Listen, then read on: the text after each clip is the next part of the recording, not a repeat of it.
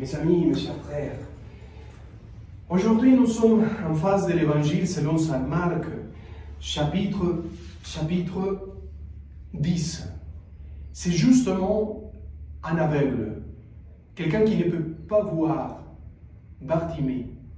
Bartimée, c'est un homme qui est au chemin, mais qui est un mendiant, quelqu'un qui n'a pas à manger, quelqu'un qui ne peut pas travailler, quelqu'un qui le peuple considérait même un maudit, quelqu'un qui n'avait pas la présence de Dieu. Pour eux, un malade, à l'époque de Jésus, un malade, un aveugle, quelqu'un qui ne pouvait pas voir, c'était quelqu'un qui a été puni par Dieu.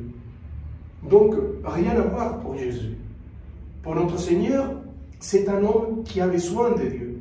Mais, justement, comme il ne les voit pas, il demande qu'est-ce qu'il y a, qu'est-ce qui passe par là. Et les gens qui répondent, c'est Jésus. Les Nazaréens qui marchent à ton côté. Donc, il commence à crier, comme un gamin, Jésus, Fils de Dieu, prends pitié de moi. S'il te plaît, il faut avoir la miséricorde avec moi. Prends pitié de moi, la compassion avec moi. Aide-moi, mon Seigneur, aide-moi, mon Dieu, fais quelque chose. Et voici que les gens lui disent, arrête, tais-toi, ne parle plus, tu nous déranges. Et il s'en fiche. Pour lui, c'est important de lui dire, Fils de Dieu vivant, prends pitié de moi. Et il continue à le faire. Et finalement, il s'arrête, notre Seigneur, et lui, les gens même qui à côté avaient dit, tais-toi, ne dis rien, ne nous dérange pas, d'un coup il lui dit, et allez, courage, il t'appelle. Donc il saute comme un bébé, comme un gamin, il saute, il fait tomber son manteau, et il marche à toute vitesse, mais avec une joie énorme, une allégresse, la joie dans son cœur, en disant, me voici. Il se met en face du Christ. Et notre Seigneur lui pose la question, que veux-tu que je fasse pour toi? Imagine-toi, si tu es en face du Christ, et c'est ça le raison, c'est ça la prière, c'est ça qu'il faut que tu fasses tous les jours. Mets-toi en face du Christ, il faut sauter de joie, se mettre en face de lui et lui dire, Seigneur, me voici.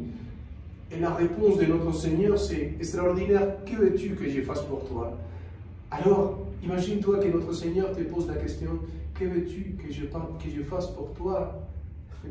Il dit, Seigneur, que je puisse voir, que je sois capable de regarder, de voir la lumière, d'avoir la vue, et que se passe comme ta foi te l'a dit, que ta foi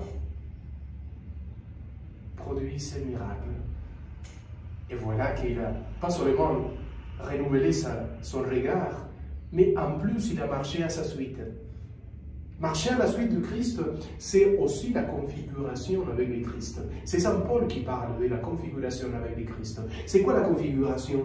C'est se laisser transformer par lui qui est vivant, ressuscité dans nos cœurs, et qui nous transforme, qui nous ressuscite, et qui nous fait devenir quelqu'un qui vit la participation de la vie du Christ. C'est-à-dire quelqu'un qui se rassemble à Jésus davantage.